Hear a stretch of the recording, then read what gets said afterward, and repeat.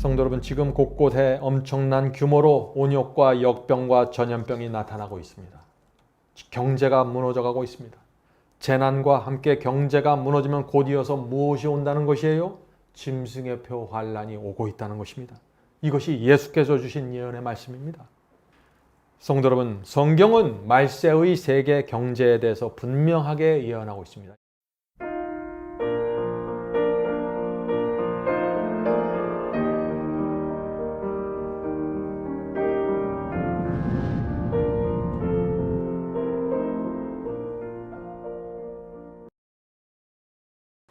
성도 여러분, 오늘 저는 좀 특별한 말씀을 드리려고 합니다. 지금 우리는 하늘 문 앞에 가까이 와 있는 것 같습니다. 그리스도의 재림에 관심이 없던 사람들까지도 예수께서 곧 오실 것 같다는 말들을 하고 있습니다. 오늘은 주의 재림을 기다리는 성도들이라면 반드시 알아야 할 예언이 있는데 오늘 그 말씀을 좀 나누려고 합니다. 성도 여러분, 성경은 마지막 때 세계 경제가 몰락할 것을 예언하고 있습니다. 지금 우리는 그 예언을 반드시 살펴보아야 할 시점에 서 있다고 제가 믿습니다. 지금 하나의 바이러스가 세계 최고의 강대국들을 무릎 꿇리고 있습니다. 전혀 상상할 수도 없는 일들이 지금 일어나고 있는 것입니다. 인간의 교만도 무릎 꿇려졌습니다. 우리가 얼마나 연약한 존재인지 피조물인지 지금 하나의 바이러스 앞에서 우리가 배우고 있는 것입니다. 성도 여러분, 지난주에 제가 전 세계의 코로나 바이러스 감염자들이 40만 명이 넘어갔다는 발표를 제가 나눠드렸는데 이번 주에는 100만 명이 넘어갔다는 뉴스가 올라왔습니다. 일주일 만이죠. 두려울 정도로 빠른 속도로 지금 퍼져나가고 있습니다. 감염자가 급속하게 폭발하면서 어떤 문제가 생겼습니까? 경제가 크게 무너지고 있는 것입니다. 미국에서는 2주일 만에 약 1,000만 명이 일자리를 잃어버렸다고 합니다. 서울시 인구에 비교할 만한 실직자가 생긴 것입니다. 이런 상황을 우리가 어떻게 받아들여야 할까요? 단 하나의 바이러스 때문에 말이죠. 언제까지 경제가 무너지겠습니까? 라는 질문이 계속해서 나오는 것입니다. 지금 학자들이 이렇게 말합니다. 사람들이 마스크를 벗고 안전하게 일하고 식당 가고 물건 살 때까지 세계 경제는 계속해서 떨어질 수밖에 없습니다. 지금 세계는 단 한 번도 경험해보지 못한 위기로 들어가고 있는 것입니다. 그래서 경제학자들이 이번에 경제 위기를 보면서 블랙 스완이라고 부릅니다. 검정색 백조라고 하는 것입니다.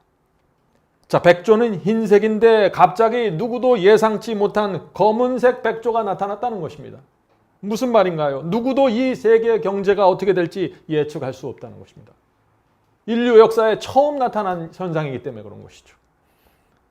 지금까지의 경제 위기는 통화량을 조절하고 재정 정책을 잘 하면 문제가 해결됐는데 지금 세계가 직면하고 있는 위기는 전혀 다른 성격이라는 것입니다. 소비, 왕래, 외식, 출퇴근, 무역, 여행 모든 분야가 문을 걸어 잠궜습니다. 마비가 된 것입니다.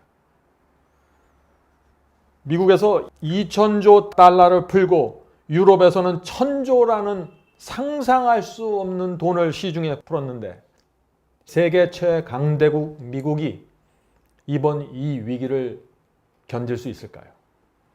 만약 미국이 무너지면 어떻게 될까요? 그것은 정말 심각한 문제입니다. 세계 경제에 엄청난 파장을 일으킬 것입니다. 목사인 제가 왜 세계 경제에 대해서 말할까요? 저는 오래전부터 예언학교와 바이블 칼리지에서 예수께서 재림하시기 전에 어떤 일이 생길 것이라는 사실을 예언 강의를 했습니다. 제가 강의에서 강조했던 것은 세계적인 재난이 올 때 경제가 몰락한다는 사실이었습니다. 계시록 7장에 나오는 그 사방바람이 놓여지면 그 재난이 지구를 강타하게 될 것이고 그때 세계 경제가 크게 흔들리면서 그것이 짐승의 표 환란을 가져오게 될 것이라고 제가 강의를 했었습니다. 이것은 제 개인적인 추측이 아니라 요한계시록의 예언입니다. 저는 단지 예언을 해석했을 뿐입니다. 그런데 이번 코로나 바이러스가 닥치면서 요한계시록의 예언이 너무나 정확하게 성취되는 모습을 보면서 저 자신도 놀라고 있는 것입니다. 두려운 마음을 갖게 되고 엄숙함에 사로잡힐 수밖에 없는 것입니다. 하나님의 예언이 정확하게 이루어지는 그 모습을 보면서 말이죠. 성도 여러분, 물론 이번 코로나 바이러스가 큰 상처를 남긴 채 그냥 지나갈 수 있습니다. 그러나 이것이 지나간다고 해서 끝이 아니죠. 앞으로 또 오는 것입니다. 지구를 위기로 몰아넣을 메가톤급 재난들이 계속해서 닥칠 것입니다. 그것이 요한계시록의 예언입니다. 그래서 오늘 제가 이 말씀을 드리는 것입니다. 성도 여러분, 지금은 우리가 하나님께서 주신 예언의 빛을 살펴봐야 할 때입니다. 그래야만 이 지금 우리가 당하고 있는 재난의 의미가 이해되고 세계 경제가 왜 이렇게 되는지, 예수께서 얼마나 가까이 오셨는지 우리가 알게 되는 것입니다. 자, 그래서 지금부터 예수께서 재림하실 때까지의 사건을 순서대로 좀 살펴보려고 합니다. 자, 첫 번째는 재난의 바람이 지구에서 풀려나는 것입니다. 자, 그 말씀이 요한계시록 7장 1절에 있죠. 요한계시록 7장 1절입니다. 이 일 후에 내가 네 천사가 땅 내 모퉁이에 선 것을 보니. 자, 이 장면 여러분들 아시죠? 어떤 장면입니까? 지금 지구에서 일어나는 장면입니다. 사도 요한은 4명의 천사가 지구의 네 모퉁이 동서남북에 서 있는 것을 보고 있는 것입니다.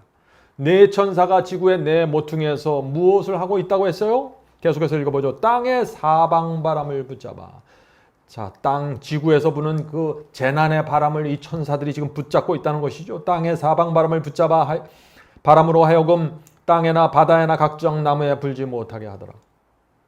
지금 네 천사가 땅과 바다와 각종 나무를 해롭게 할 그 재난의 바람을 불지 못하게 잡고 있다는 것입니다. 자, 성경에서 바람은 뭐죠? 성경에서 이 바람은 재난이고 전쟁을 뜻합니다.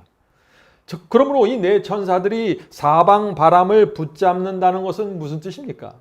천사들이 지구에 이 네 모퉁이에서 엄청난 재난과 전쟁이 동시다발적으로 생기지 않도록 막고 있다는 것입니다. 지키고 있다는 것이에요. 자, 그렇다면 질문이 이것입니다. 그럼 이 네 천사들이 언제까지 사방 바람을 붙잡고 있을까라는 질문이죠. 사도 요한은 분명하게 대답합니다. 계시록 7장 2절부터 3절입니다. 계시록 7장 2절부터 3절. 또 봄에 다른 천사가 살아계신 하나님의 인을 가지고 해 돋는 데로부터 올라와서 땅과 바다를 해롭게 할 권세를 얻은 네 천사를 향하여 큰 소리로 외쳐가로되 우리가 하나님의 종들의 이마에 인치기까지 땅이나 바다나 나무나 해하지 말라 하더라. 자, 네 천사가 언제까지 바람을 붙잡는다고 했습니까? 하나님께서 하나님의 종들의 이마에 인을 치는 일이 끝날 때까지 재난의 바람을 붙잡으라고 지금 명령하시는 것입니다. 성도 여러분, 그러므로 엄청난 재난이 몰려오고 세계 경제에 큰 문제가 생기고 마비가 되는 것을 보면 그것은 무엇을 우리에게 말해줍니까? 하나님께서 당신의 종들의 이마에 인치는 일을 끝나가고 있다는 것을 우리에게 보여주는 것입니다. 다시 말해서 하나님께서 사탄과 이 마지막 전쟁을 위한 준비가 맞춰져 가고 있다는 것입니다. 다시 말해서 짐승의 표 환란이 일어날 수 있는 준비가 맞춰져 가고 있다는 것입니다. 성도 여러분, 그래서 지금은 중요한 때입니다. 신앙을 준비해 하셔야 됩니다. 신앙은요, 환란이 왔을 때 준비하는 것이 아닙니다. 준비는 그 전에 이루어져야 되는 것이죠. 다니엘의 세 친구들이 풀무불 앞에서 갑자기 신앙을 준비한 게 아니죠. 그들의 신앙은 이미 준비되어 있었습니다. 풀무불이 그들의 신앙이 어떤 것인지 드러내 주었을 뿐이죠. 성도 여러분, 오늘날 기독교에서 일반적으로 가르쳐지고 있는 이 믿음, 이런 믿음으로 마지막 환란을 우리가 통과할 수 있을까요? 마지막 경제 위기를 통과할 수 있을까요? 잘 생각해 보셔야 됩니다. 성도 여러분, 요한계시록은 마지막 때가 되면 이 재난의 바람이 지구에 몰아닥칠 것을 예언하고 있는데, 그렇게 되면 지구에 어떤 상황이 벌어질까요? 가장 큰 타격이 무엇일까요? 그것이 지금 우리 눈에 보이는 문제입니다. 경제가 가장 큰 타격을 받게 되는 것입니다. 이것이 두 번째 단계입니다. 첫 번째 단계는 뭐예요? 재난입니다. 재난의 바람이 몰려옵니다. 두 번째는 뭐예요? 경제가 무너지는 문제가 생긴다는 것입니다. 자, 지금 그래서 우리가 경제가 재난에 의해서 어떻게 무너지는지를 보고 있는 것입니다. 앞으로 지금보다 더 강력한 재난이 세계를 닥칠 수 있는 것입니다. 그래서 예언을 공부해야 되는 것입니다. 자, 세계적인 재난이 닥치면 어떻게 될까요? 크고 작은 회사들이 무너지게 됩니다. 수천만 명이 직장을 잃어버립니다. 먹고 사는 문제가 심각해지는 것입니다. 그때 온 세상은 두려움에 휩싸게 되는 것이죠. 그러면 사람들의 마음은 자연히 이 지구를 평안으로 이끌어줄 강력한 리더십을 찾게 되는 것입니다. 도덕적인 지도자 찾게 되는 것입니다. 바로 그런 상황에서 짐승, 적그리스도가 나타나게 되는 것입니다. 아름답고 능력 있고 도덕적인 모습으로 나타나게 될 것입니다. 온 세상 사람들이 열렬하게 환호하면서 그 짐승을 따르게 될 것입니다. 왜 온 세상이 그를 따르게 될까요? 너무나 힘들기 때문이죠. 답이 없기 때문이에요. 이 지구에 대한 답이 없기 때문입니다. 짐승과 거짓 선지자들에게 엄청난 이적이 나타나는 순간이 바로 그때입니다. 이 지구가 답을 찾지 못할 때 짐승과 적그리스도가 거짓 선지자들이 하나로 연합해서 나오는데 그들은 답을 갖고 나오는 것처럼 느껴지는 것입니다. 그것이 바로 세 번째 단계입니다. 요한계시록 13장에 그 말씀이 있습니다. 요한계시록 13장 13절부터 15절입니다.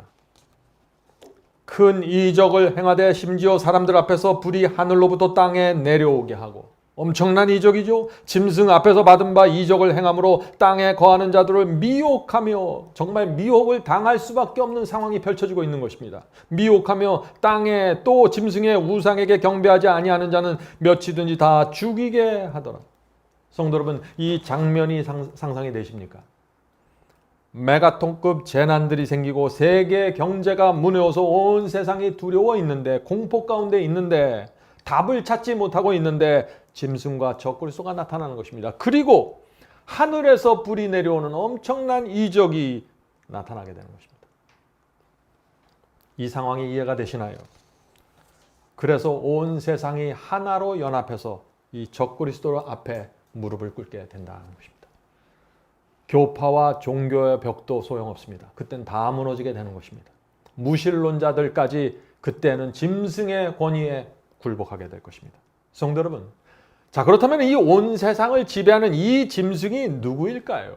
짐승의 우상은 어떻게 세워지게 되는 것입니까? 짐승의 표는 무엇입니까? 이 문제는 바이블 칼리지에서 제가 자세하게 다루었습니다. 여러분들 꼭 방문하셔서 공부하셔야 됩니다.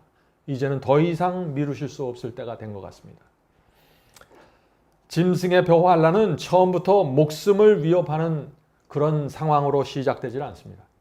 처음에는 먹고 사는 문제로 위협할 것입니다. 그것이 네 번째 단계입니다. 자, 네 번째 단계, 요한계시록 13장 17절입니다. 요한계시록 13장 17절. 누구든지 이 표를, 짐승의 표죠, 이 표를 가진 자 외에는 매매를 못하게 하니. 자, 여기 또 경제적인 문제가 나타납니다. 짐승의 표를 받아야만 사고 팔 수 있게 되는 것입니다. 경제적인 압박을 뜻하는 것이죠. 성도 여러분, 사도 요한은 짐승의 표에 대한 이 환란에 대한 계시를 보는데 왜 경제적인 압박을 그 계시 가운데 봤을까요? 지구에 대규모의 재난이 몰려와서 세계 경제가 지금 몰락해 가고 있는 상황입니다. 수많은 사람들이 직장을 잃어버리고 회사가 문을 닫고 있는 상황입니다. 그때 온 세상은 먹고 사는 일에 매달릴 수밖에 없는 것입니다. 그래서 사탄은 바로 그런 상황 속에서 경제적으로 위협해서 짐승의 표를 받게 강요한다는 것입니다. 자, 그렇다면 이런 상황 속에서 하나님께서는 뭘 하실까요? 하나님께서 어떻게 역사하실까요? 이런 상황 속에서 하나님께서 당신의 충성스러운 종들에게 성령의 큰 권세를 허락하시는 것입니다. 누구에게요? 이 이마에 인침받는 성도들에게 엄청난 성령의 권세가 이때 내려오게 됩니다. 자, 그것이 요한계시록 18장부터 펼쳐집니다. 요한계시록 18장 1절입니다. 요한계시록 18장 1절. 이 일 후에 다른 천사가 하늘에서 내려오는 것을 보니 큰 권세를 가졌는데 그의 영광으로 땅이 환하여지더라. 자, 이 장면이 지금 어떤 상황입니까? 짐승의 표 환란이 시작되면서 짐승과 거짓 선지자들에게 놀라운 이적이 일어납니다. 물론 이들의 이적은 사탄에게서 오는 이적이죠. 그런 미혹이 생길 때 하나님께서도 움직이신다는 것입니다. 사도 요한은 하늘에서 내려오는 성령의 큰 권능이 그때 지구를 영광으로 환하게 밝혀줄 것이라고 지금 말하고 있는 것입니다.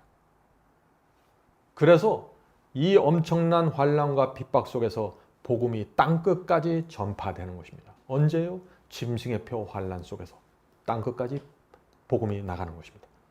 성도 여러분, 다시 말해서 짐승의 표 환난이 일어날 즈음 그때 제2의 오순절 성령의 역사가 내리게 되는 것입니다. 누구에게요?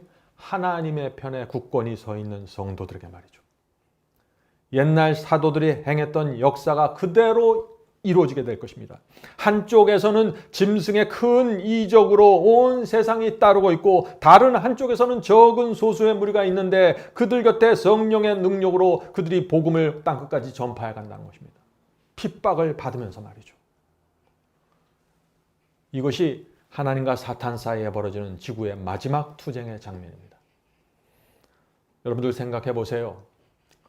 복음이 이 넓은 세상에 복음이 어느 세월에 다 퍼지겠어요? 복음은 여러분들이 또 제가 생각하는 것처럼 그렇게 평안한 시절에 땅끝까지 전파되는 것이 아닙니다. 다니엘의 세 친구의 믿음 때문에 그 거대한 바벨론 전체가 복음으로 전복되었습니다. 심지어 느부갓네살 왕마저 하나님께 불복했습니다. 이것이 바벨론이 무너지는 모습입니다. 마지막 때에도 바벨론은 그렇게 무너지는 것입니다. 단 세 사람의 헌신과 충성 때문에 상상할 수 없는 위대한 전도가 고대 바벨론에서 성공했던 것처럼 마지막 때에도 하나님께 인을 받은 성도들의 믿음과 헌신을 통해서 이 복음이 땅끝까지 전파되면서 바벨론이 무너지는 것입니다. 자, 그때 어떤 일이 생길까요? 하나님께서 거짓 복음과 거짓 은사로 그동안 교회를 미혹했던 타락한 교회를 무너뜨리시는 것입니다. 타락한 교회가 최종적으로 무너지는 것입니다. 자, 그 말씀이 요한계시록 18장 2절에 나옵니다. 요한계시록 18장 2절입니다. 힘센 음성으로 외쳐 가로되 무너졌도다 무너졌도다 큰 성 바벨론이여 귀신의 처소와 각종 더러운 영에 모이는 곳과 각종 더럽고 가증한 새의 모이는 곳이 되었도다. 자, 여러분 이 장면을 정확하게 이해하셔야 돼요. 요한계시록 18장 1절에서는 큰 성령의 권위를 가지고 하늘에서 놀라운 영광으로 지구에 임하는 것입니다. 그리고 나서 2절에 바로 이 타락한 기독교의 모습이 바벨론이 된 교회의 모습이 이렇게 펼쳐지는 것입니다. 끔찍한 모습이죠. 교회가 귀신과 더러운 영들이 모이는 곳이 되어버렸다는 것입니다. 그것이 사도 요한이 계시 가운데 본 마지막 시대 기독교의 모습이라는 것입니다. 성도 여러분, 교회가 악령들이 모이는 곳이 되었다 하는 것입니다. 그래서 이 마지막 때의 교회를 바벨론이라고 선언하는 것입니다.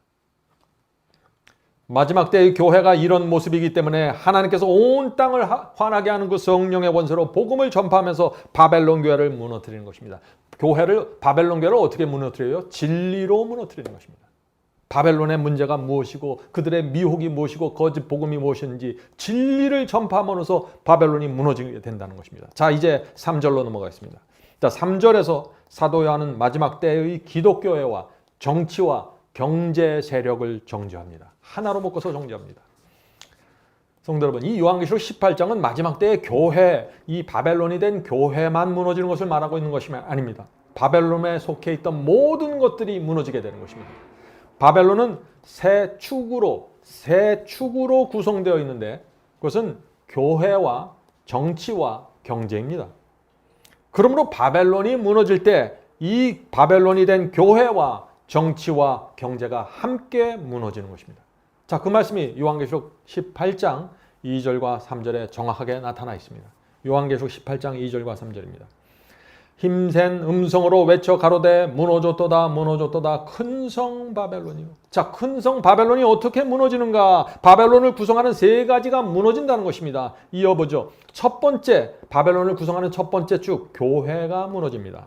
자, 그 모습입니다. 귀신의 초소와 각종 더러운 영이 모이는 곳과 각종 더럽고 가증한 새의 모이는 곳이 되었도다. 자, 이것이 타락한 교회의 모습이죠. 그래서 하나님께서 이 교회를 향해서 마지막 인침받는 성도들을 통해서 복음을, 진리를 넣어주는 것입니다. 무엇이 진리고 무엇이 거짓인지, 무엇이 참 성령이고 무엇이 가짜 성령인지 정확하게 보여주시는 것입니다. 이때 수많은 사람들이 마지막 기회를 받게 되는 것입니다. 바벨론의 미혹을 깨닫고 떠나는 사람들이 수없이 생기는 것입니다. 그래서 교회가 무너져 버리는 것입니다. 자, 두 번째입니다. 바벨론을 구성하는 두 번째 쭉, 정치가 무너지는 모습입니다. 계속해서 읽겠습니다. 그 음행의 진노의 포도주를 인하여 만국이 무너졌으며, 교회만 무너지는 것이 아니죠. 만국이 무너진다고 지금 말하고 있는 것입니다. 바벨론과 연결된 세상 나라들이 무너진다는 것이죠. 계속해서 읽겠습니다. 또 왕들이 그로 더불어 음행하였으며, 무슨 뜻입니까? 왕들은 지도자들, 정치 지도자들입니다. 대통령과 정치 지도자들이 타락한 기독교와 하나가 되어 음행했다는 것입니다. 세 번째는 경제가 무너지는 모습입니다. 계속해서 읽겠습니다. 땅의 상고들도, 자, 상고가 뭔가요? 멀천트입니다. 상인들이에요. 경제 세력을 얘기하는 것입니다. 땅의 상고들도 그의 사치의 세력을 인하여 치부하였도다 하더라. 하나님께서 마지막 때 이 상인들과 경제 세력을 크게 심판하십니다. 왜 그럴까요? 사치와 재물을 쌓아 치부했기 때문이라고 지금 성경은 말하고 있는 것입니다. 성도 여러분, 분명합니다.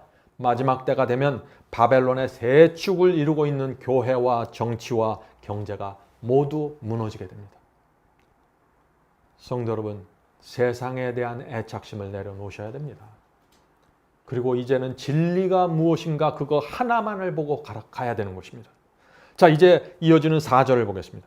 자, 이 4절의 장면에서 우리는 지구 역사의 마지막으로 호소하시는 하나님의 음성을 들어야 되는 것입니다. 자, 요한계시록 18장 4절입니다. 요한계시록 18장 4절. 우리는 지금 요한계시록 18장을 차근차근 순서대로 보고 있습니다. 요한계시록 18장 4절. 또 내가 들으니 하늘로서 다른 음성이 나서 가로되 내 백성아 거기서 나와. 자, 거기서 나오라는데 어디서 나오라는 것이에요? 바벨론에서 나오라는 것입니다. 그의 죄에 참여하지 말고 그의 받을 재앙들을 받지 말라.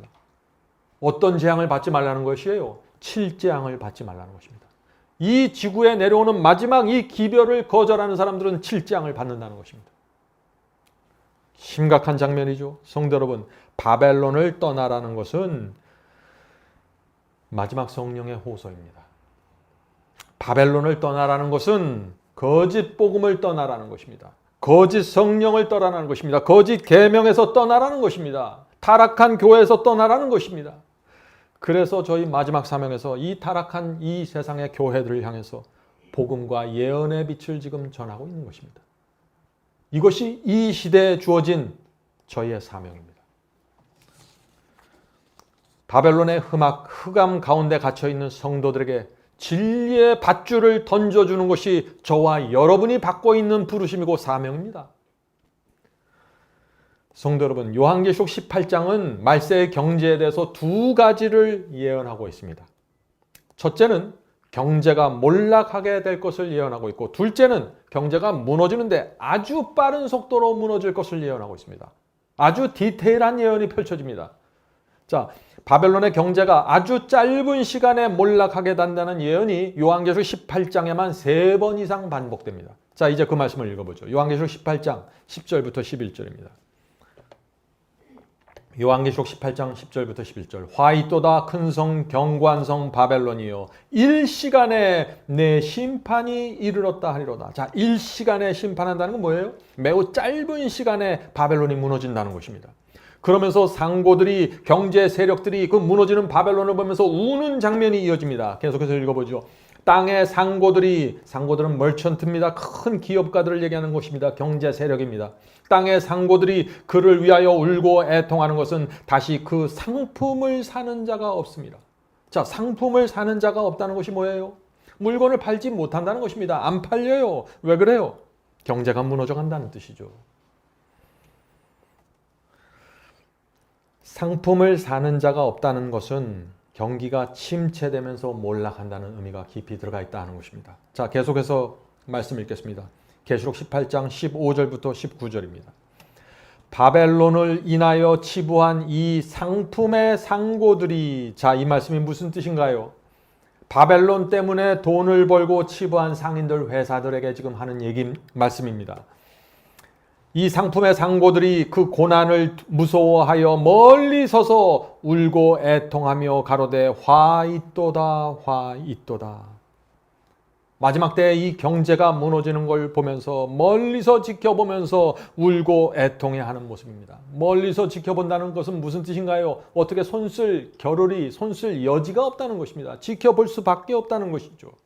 16절입니다. 그러한 부가 일시간에 망하였도다. 자, 여기서도 다시 일시간, 부가 아주 짧은 시간에 망한다는 이야기가 나오죠. 계속해서 읽어보죠. 각 선장과 각 처를 다니는 선객들과 선인들과 바다에서 일하는 자들이. 자, 성경에서 선원, 배 이런 말들은 경제 활동을 뜻하는 것입니다. 바다에서 일하는 자들이 멀리 서서 또 여기서 멀리 서서 지켜보는 장면이 나옵니다. 손쓸 여지가 없다는 것입니다. 멀리 서서 그 불붙는 연기를 보고 외쳐가로되. 자, 큰 회사와 경제 세력들이 재물과 부의 축적이 침몰해가는 그 모습을 보면서 슬퍼서 절규하는 장면이 나오는 것입니다. 계속해서 보죠. 너의 보배로운 상품을 인하여 치부하였더니 일시간에 망하였도다. 또다시 일시간이 나옵니다. 아주 짧은 시간에 망하는 세계 경제의 모습이 아니겠습니까?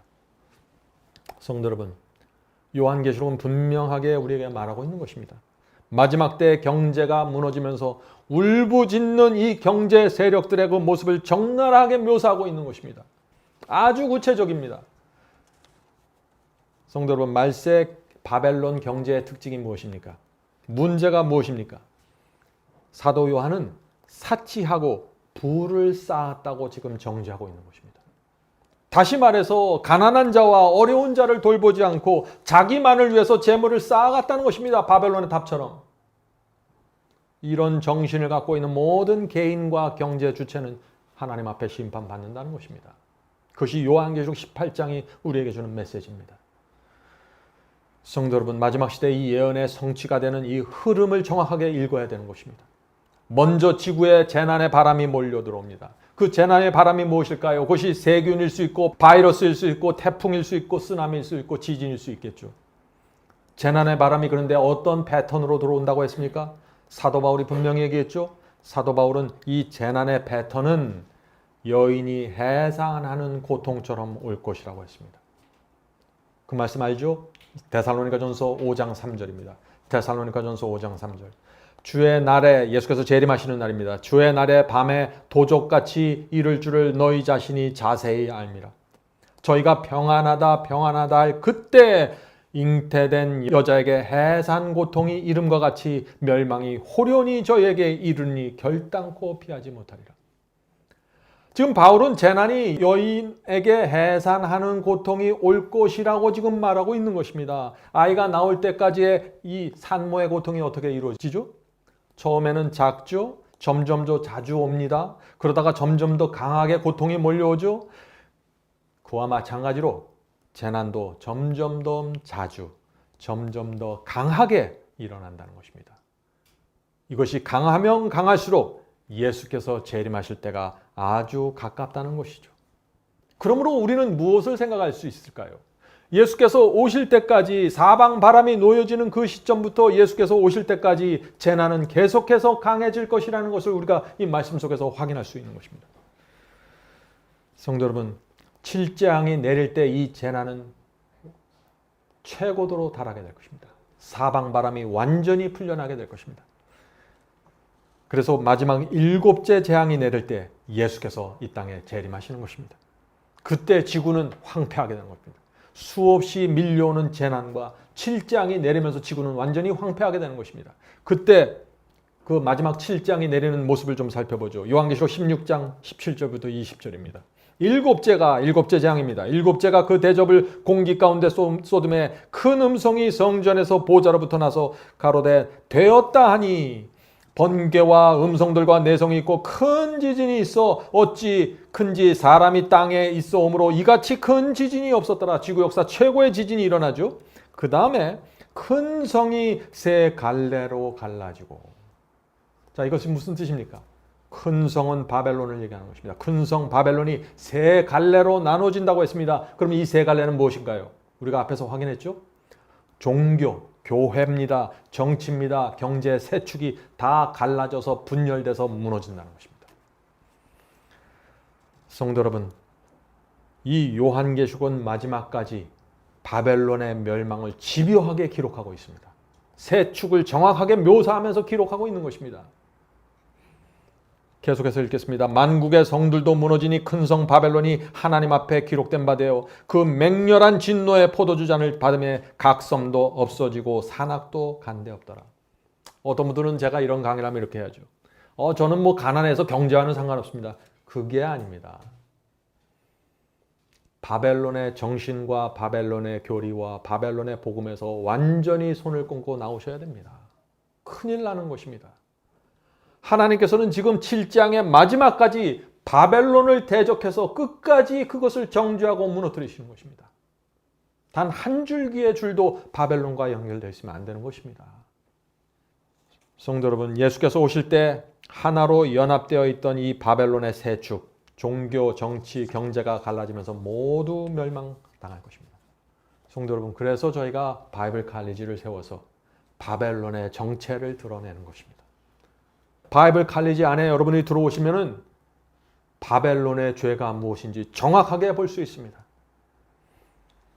계속해서 보겠습니다. 사도 요한은 요한계시록 7장에서 마지막 때가 되면은 천사들이 붙잡고 있던 이 재난의 바람을 놓을 것이라고 했고, 사도 바울은 재난이 여인이 해산하는 고통처럼 점점점 더 크게 밀려올 것이라고 했고, 요한계시록 18장에서는 상고들의 부가, 경제 세력들의 부와 재물이 일시간에 멸망당한다고, 망한다고 지금 말하고 있는 것입니다.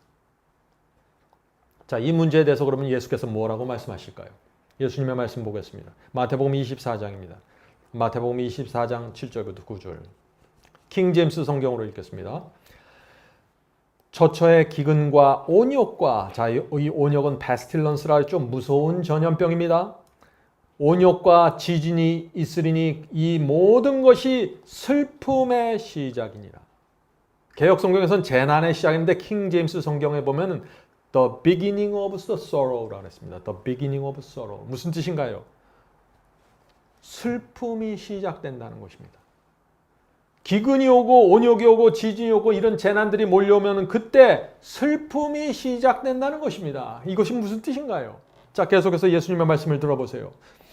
그때 사람들이, 자, 여기서 그때는 기근과 온역과 지진 같은 재림의 징조들이 밀려올 때죠. 그때 사람들이 너희를 환난에 죽였으며 너희를 죽이리니. 자, 이제 아시겠죠? 왜 슬픔이 밀려오는지.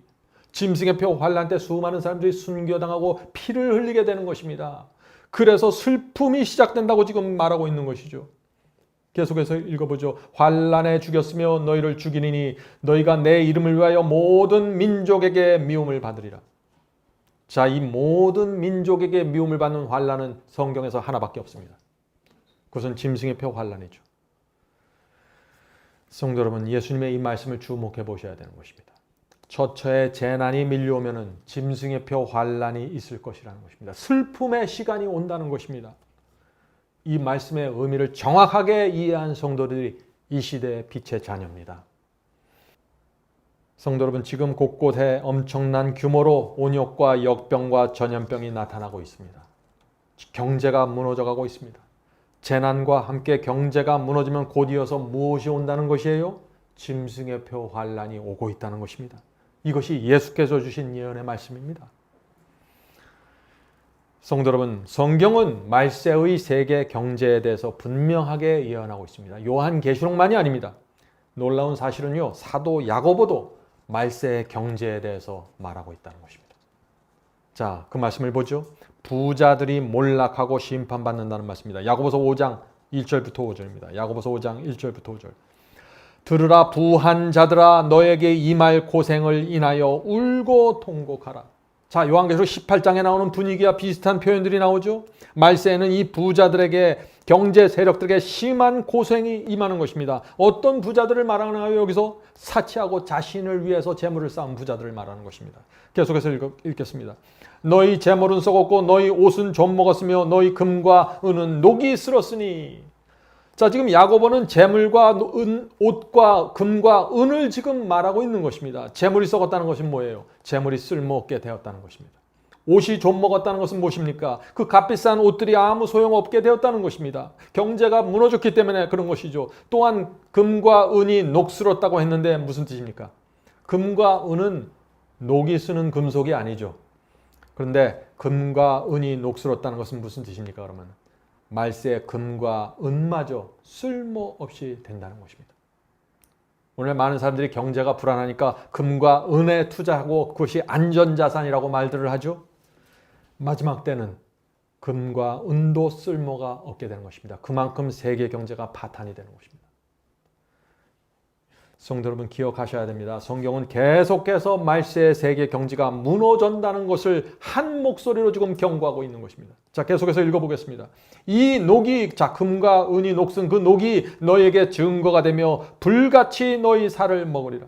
어떤 모습입니까? 세계 경제가 무너지면서 불이 살을 파먹는 듯한 고통을 느끼게 된다는 것이죠.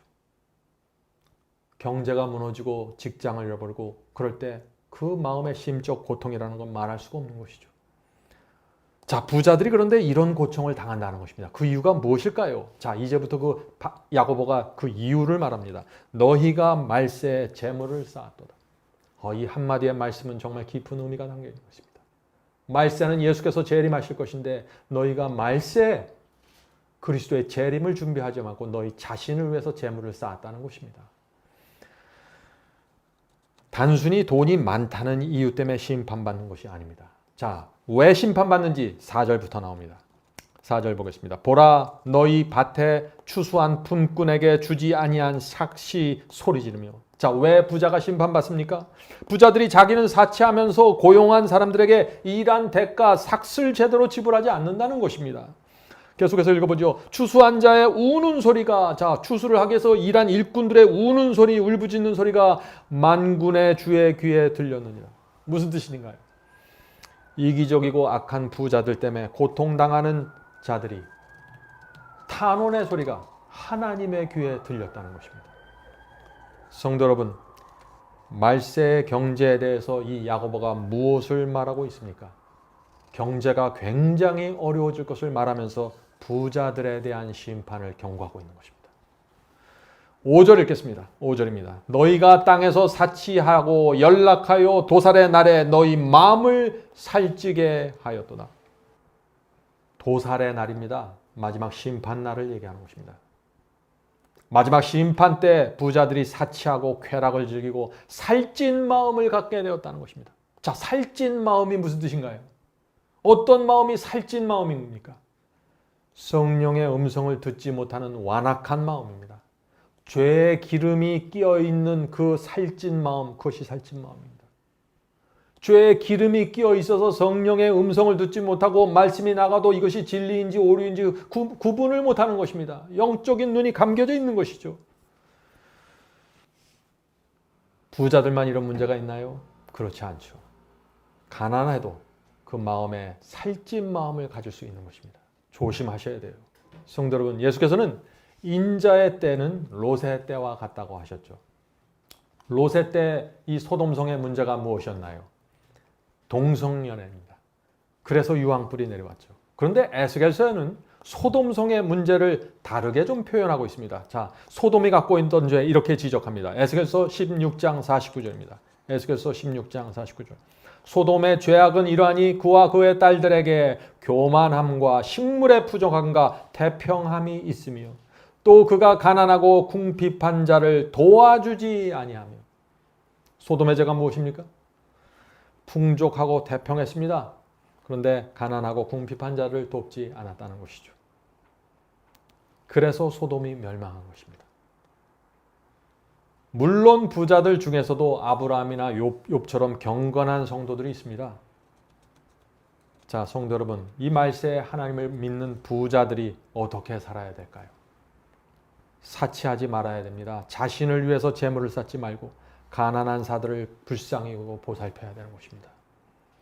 경제가 무너지면서 부자들의 도움이 필요한 것입니다. 복음과 진리의 전파를 위해서 재물을 투자해야 하는 것입니다.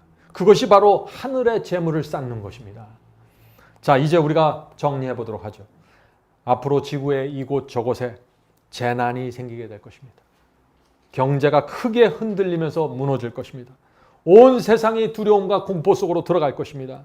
경제적인 굉장한 압박감을 느끼게 될 것입니다. 그때 적그리스도가 영광스러운 모습으로 나타나게 될 것입니다.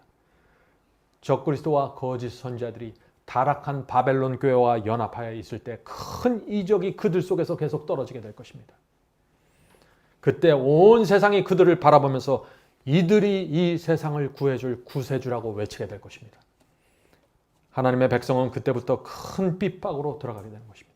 온 세상이 연합하고 짐승의 표 환란이 있고 짐승의 표를 받지 않으면 매매하지 못하게 되는 상황이 펼쳐지게 되는 것입니다. 하나님의 백성들은 그때 완전히 코너에 밀려서 온 세상의 저주의 눈길을 받게 될 것입니다.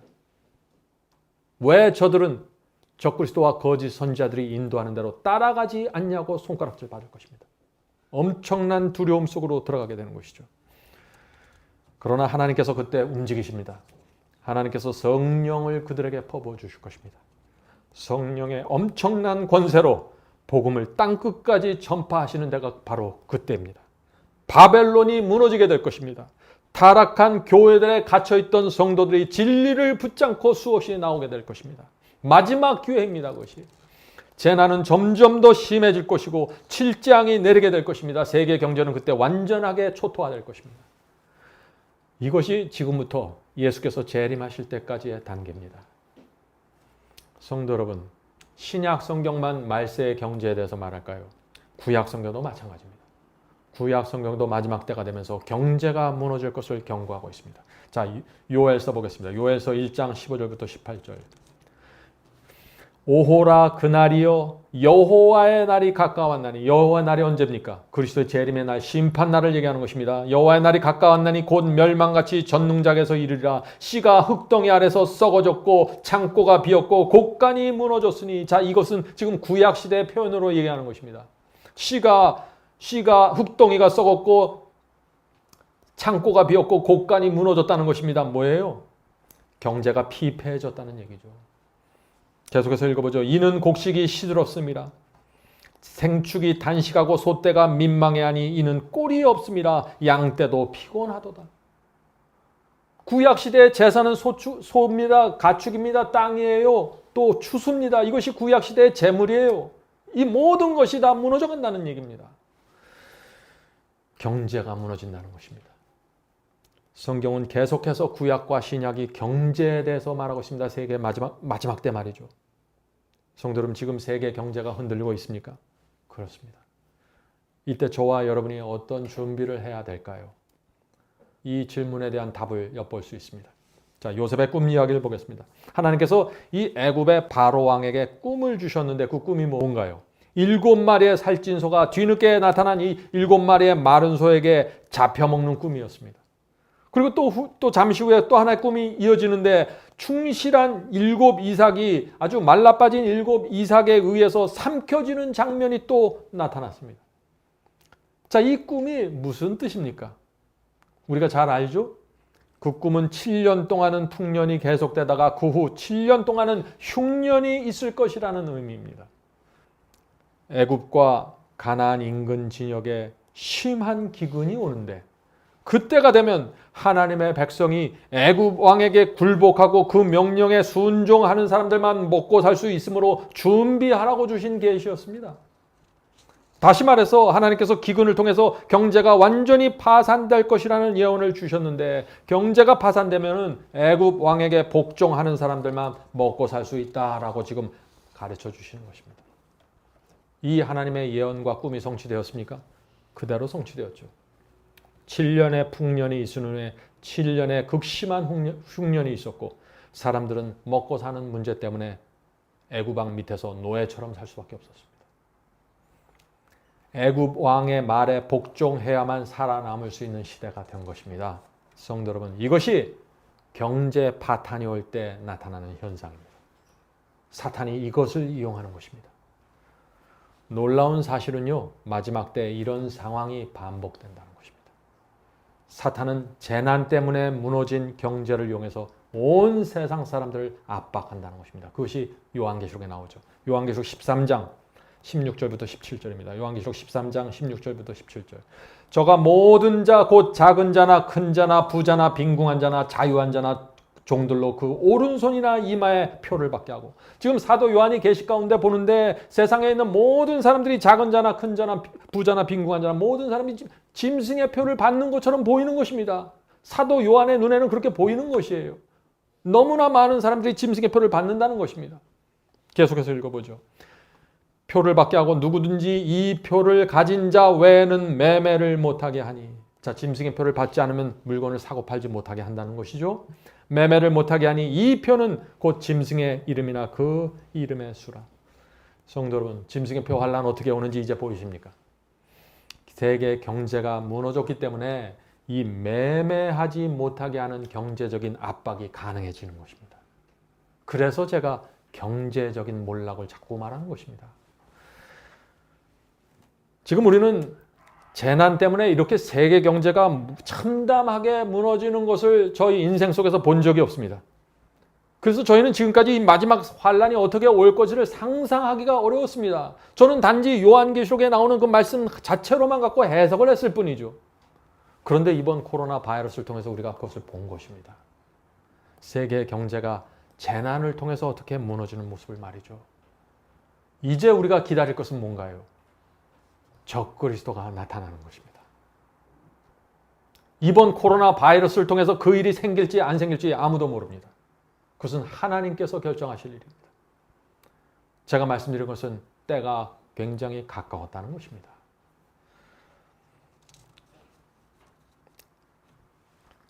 얼마 전에 미국의 중앙은행인 세인트루이스 연방은행은 올해 2분기에 미국에서만 약 4,705만 명이 일자리를 잃을 수 있다고 전망했습니다. 다음 기회가 그렇다는 것이죠. 바이러스 하나 때문에 엄청난 일이 생기는 것입니다. 지금. 자, 4,700만이면요 거의 한국 전체 인구에 해당하는 숫자예요. 이런 숫자가 앞으로 3개월 내에 실직할 수 있다는 보고서가 나온 것입니다. 미국 연방은행의 예측이 현실이 된다면 실업률이 32%로 올라가게 됩니다. 다시 말해서 경제활동 인구 3명 중에서 한 사람은 실업자가 된다는 것이죠. 이것이 여러분들 피부에 와 닿나요? 1930년대 미국에서 대공황이 절정으로 올라갔을 때 실업률이 25%였습니다. 그것을 크게 뛰어넘는 실업률이 앞으로 올 수 있다고 지금 예측하고 있는 것입니다. 성도 여러분, 저는 정말 이런 상황이 벌어지길 원하지 않습니다. 그런데 만약 이런 상황이 벌어지면 사람들이 밀집해 사는 미국의 대도시에서 어떤 일이 생길까요? 무서운 일이 생길 수 있습니다. 미국만 이런가요, 지금? 중국도 마찬가지입니다. 일본 노무라 증권의 발표에 의하면 금년 3분기까지 중국에서 1,800만 명이 일자리를 잃어버리게 될 것이라고 예고하고 있습니다. 유럽은 말할 거 없죠. 유럽, 중국, 미국 이 세 나라의 세 강대국들의 경제가 추락하면 나머지 나라는 무사할까요?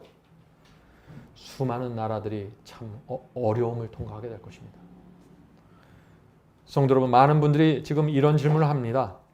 지금 우리가 보고 있는 이 세계 경제의 몰락이 짐승의 표 환란으로 이어질 수 있을까요? 라는 질문이죠. 이 질문은 저도 하고 싶어요.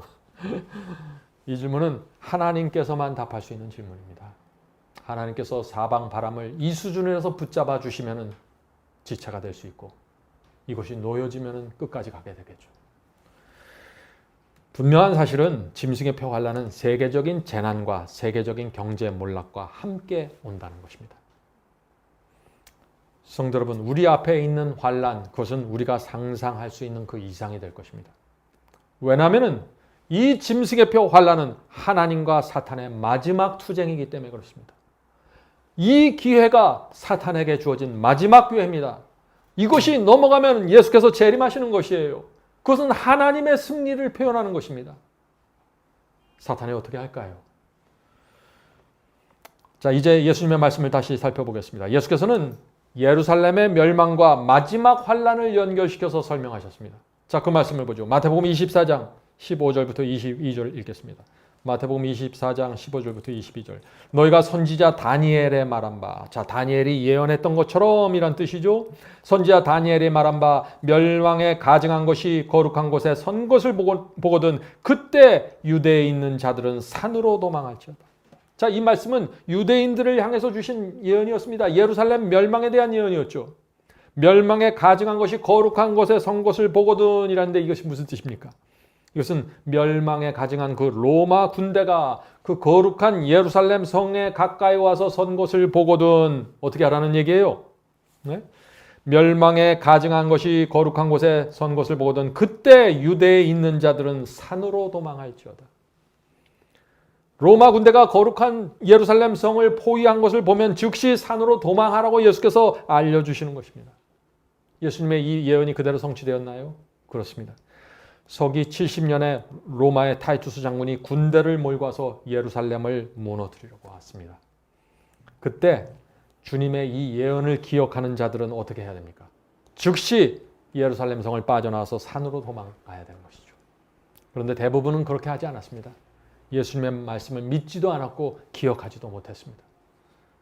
결과 100만 명 이상의 사람들이 예루살렘 성에서 몰살당했습니다. 성도 여러분, 예수께서 이 예루살렘 멸망의 때 즉시 산으로 도망가라고 말씀하신 다음에 21절부터 세상 끝에 일어나는 큰 환란을 또 말씀해 주십니다. 자, 21절을 보겠습니다. 21절. 이는 그때 큰 환란이 있겠습니다. 이것은 예루살렘의 멸망이 아니에요. 세상 마지막에 있는 큰 환란입니다. 그때 큰 환란이 있겠습니다. 창세로부터 지금까지 이런 환란이 없었고 후에도 없으리라. 엄청난 규모의 환란을 얘기하는 것이죠. 창세로부터 지금까지 없었던 세계적인 환란 일어날 것인데, 자, 그것이 무슨 환란이에요? 짐승의 표 환란을 말하는 것입니다. 계속해서 읽어보죠. 그날을 감하지 아니할 것 같으면 모든 육체가 구원을 얻지 못할 것이나. 자, 이 말씀이 무슨 뜻입니까? 하나님께서 지금 우리에게 희망을 주시는 것입니다. 창세 이래로 없던 엄청난 환란이 오는데 그 짐승의 표 환란으로부터 예수께서 재림하실 때 그 환란의 기간을 하나님께서 감해 주지 않으면은 어떻다는 것이에요? 사람들이 너무나 힘들어서 구원받을 수 없다는 얘기입니다. 계속해서 읽어보죠. 그날을 감하지 아니할 것 같으면 모든 육체가 구원 얻지 못할 것이나 그러나 택하신 자들을 위하여 그날을 감하시리라. 감해 주시는데 지금 누구를 위해서 감해 주신다는 거예요? 하나님께서 택하신 자들, 이마에 인침을 받고 그리스도를 위하여 하나님을 위하여서 충성을 바친 그리스도인들, 이 생애를 사면서 하나님의 편에 서 있었던 사람들, 좁은 길 마다 않고 걸어간 사람들, 이들을 위해서 나를 줄여주시겠다는 것입니다. 성도 여러분, 중세기 암흑기의 환란은 1000년 이상의 긴 환란이었습니다. 성경 역사에 나오는 환란들은 다 길어요. 그러나 마지막 환란은 아주 짧을 것을 말하고 있는 것입니다. 개인적으로 불과 몇 년밖에 안 될 것이라고 저는 생각합니다. 예수께서 이 마지막 환란을 왜 짧다고 했어요? 택하신 자들을 보호하기 위해서입니다. 자, 얼마나 그 기간이 짧은지 정확하게 말할 수는 없지만 하나님께서 당신의 백성을 불쌍히 여기신다는 것이죠. 이 말씀이 우리에게 큰 위로가 되지 않습니까? 그 짧은 기간 너머에 예수께서 계시기 때문에 우리가 위로를 받는 것입니다. 그러므로 두려움으로 압도될 필요가 없습니다. 왜냐하면 이 짧은 환란이 지나가고 나면 우리는 꿈에도 그리던 예수님을 만나는 것입니다. 하늘을 가르시고 천천만만 천사와 함께 장군의 모습으로 오는 그리스도를 우리가 얼굴과 얼굴로 보시는 것입니다. 성도 여러분, 그래서 이 마지막 환란이 시작되는 그 이 모습을 보면서 예언의 빛을 알고 있는 사람들은 두려움에 사로잡힐 수가 없는 것입니다. 우리는 물론 두렵습니다. 어느 누가 두려워하지 않겠습니까?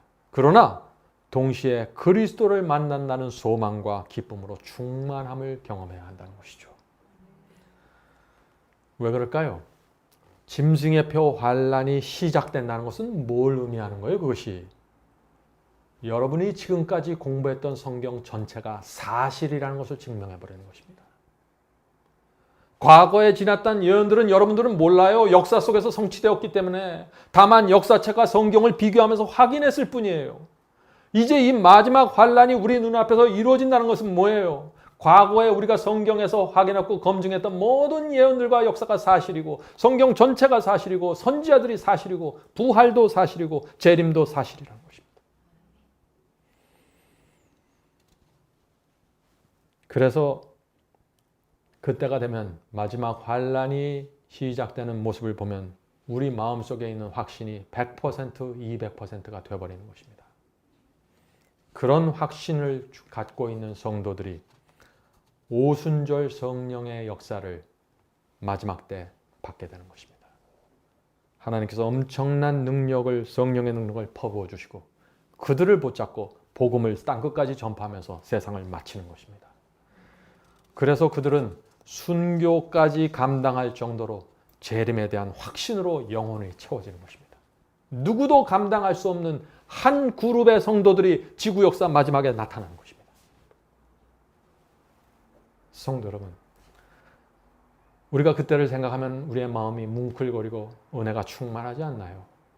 두려움만이 있는 것이 아닙니다. 두려움을 압도할 수 있는 소망이 있는 것입니다. 성도 여러분, 오늘 저는 말씀을 마치면서 하늘의 지혜를 좀 나누길 원합니다. 세계적인 재난이 생기고 경제가 무너지고 짐승의 표가 강요되면은 그때부터 재림하실 때 기간이 어떻다고요? 아주 짧다고요. 그러면 이 짧은 기간을 위해서 우리가 어떻게 준비해야 할까요? 라는 질문이 나오겠죠. 물론 가장 중요한 것은 신앙 준비입니다. 우리에게 어떤 신앙이 필요합니까? 이마에 인침을 받는 신앙이 필요한 것이죠. 이 문제는 제가 나중에 따로 떼어서 자세한 말씀을 드리도록 하겠습니다. 그런데 우리가 알아야 할 것은 하나님께서 심판하실 때마다, 하나님의 심판이 올 때마다 당신의 백성들에게 항상 피할 길을 주셨다는 사실입니다. 노아 홍수 때 방주를 지으라는 기별을 주셨습니다. 롯의 때는 소돔성을 떠나서 피하라는 기별을 주셨습니다. 예루살렘 멸망 때는 산으로 도망치라는 기별을 주셨어요. 자, 그렇다면 마지막 대환란을 준비하기 위해서 우리에게 어떤 기별이 주어져야 할까요? 저는 여러분에게 대도시를 떠나라는 기별을 전해드리기 원하는 것입니다. 성도 여러분, 마지막 때 경제가 몰락할 때 누가 가장 힘들까요? 대도시에 사는 사람들입니다. 왜냐하면 수많은 사람들이 직장을 잃고 사업의 문을 닫기 때문입니다. 성도 여러분, 어쩔 수 없이 도시에 남아있는 성도들도 분명히 있을 것입니다. 하나님께서 그들을 불쌍히 여기실 것입니다. 그러나 여러분의 형편이 되고 기회가 주어진다면 기도하면서 준비하라고 제가 말씀을 드리는 것입니다. 오래전에는 대부분의 사람들이 시골에 살았기 때문에요. 도시 경제가 무너져도 큰 문제를 받지 않았습니다. 1930년대 미국의 대공황이 일어났을 때 그 당시 인구의 90%가 시골에 살았습니다. 오직 10%의 사람들이 도시에 살고 있었습니다. 그래서 그 당시에 시골에 살던 사람들은 자기의 밭과 농장에서 자급자족하면서 힘든 시기를 넘어갈 수 있었어요. 많은 농부들이 경제공황이 무엇인지 잘 모르고 넘어가 버렸다고 간증하고 있는 것입니다. 그러나 지금은 상황이 좀 반대라는 것입니다. 한국, 미국, 중국 등 인구의 대부분이 대도시에 몰려 있어요.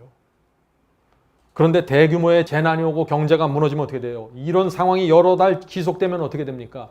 월급에 문제가 생기고 수입에 큰 문제가 생기겠죠. 수많은 매장이 폐업을 하고 수많은 공장들이 문을 닫는 일들이 생기게 되는 것입니다. 지금 여러분들 지금 지구에서 일어나는 상황을 보세요. 제가 더 이상 설명할 필요가 없죠. 먹고 사는 문제, 참 어려운 일들이 생기는 것입니다.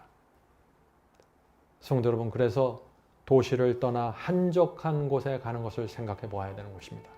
그것을 손해로 생각할 필요가 없는 것입니다. 우리 가정이 조용한 곳에 가서 신앙을 준비하고 자녀를 키우는 것 희생이 아니에요. 오히려 큰 유익이 되는 것입니다. 마지막 시대 성도들을 위해서 기록된 글이 있습니다. 제가 이 글은 100년 전에 기록된 글인데 제가 그 글을 읽어드리고 마치도록 하겠습니다. 도시를 떠나라. 시골과 산으로 가야 한다는 사실을 커다란 손실로 생각하지 말라. 하나님과 홀로 있을 수 있고 그분의 뜻과 길을 배울 수 있는 한적한 곳을 찾는 것은 큰 특권이다. 자연과 가까운 곳에서 사는 성도들에게 풍성한 축복이 준비되어 있다. 하나님께서 창조하신 자연의 아름다운 광경을 바라보므로 날마다 하나님의 말씀을 묵상하면 하늘의 향기를 더욱더 분명하게 뿜어내게 될 것이다. 성도들, 얼마나 아름다운 말씀입니까? 저는 지금 시골에 가야 구원받는다, 그 차원으로 말씀드리는 게 아니에요. 제가 말씀드리려고 하는 것은 조용한 곳에 가서 자연과 함께하면서 땅을 경작하고 신앙할 수 있다면 그것은 저와 여러분에게, 성도들에게 큰 유익을 가져다다는 지혜를 말씀드리는 것입니다. 마지막 사명도 그런 삶을 위해서 길을 열어달라고 기도하고 있습니다.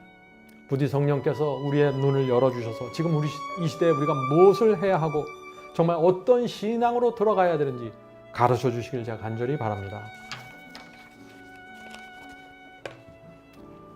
하늘에 계신 저희들의 아버지, 이 세상에서 돌아가는 일들을 볼 때마다 하나님이 아니면은 저희가 갈 곳이 없다는 것을 느끼게 됩니다. 주여, 저희를 받아주시고 불쌍히 여겨 주셔서 저희의 남은 인생을 인도해 주시옵소서. 하늘에 계신 아버지, 저희는 너무나 연약하고 무기력해서 아무것도 할 수 없습니다. 저희가 할 수 있는 것은 그저 진리를 따라가기를 원하는 소원을 갖고 있을 뿐입니다. 주여, 저희 마음속에 있는 이 소원을 불쌍히 여겨 주시고 저희의 소원을 이루어 주시옵소서. 하나님의 말씀이 저에게 모든 것입니다. 저희 인생에 다른 어떤 것도 애착을 가질 수가 없습니다. 주여, 하나님의 말씀을 따라가기 원하오니 인도하시고 도와주시고 날마다 성령으로 저희의 마음을 감동시켜 주셔서 주님을 따라가는 길이 소망과 기쁨으로 채워줄 수 있도록 도와주시옵소서. 주께서 오시는 소식이 들려올 때마다 저희의 마음이 감동이 됩니다. 주여, 저의 남은 생에 주님께 온전히 드리고 주께서 원하시는 사명을 이룰 수 있게 도와주시옵소서. 이 모든 말씀 예수님의 이름으로 간절히 기도드립니다. 아멘.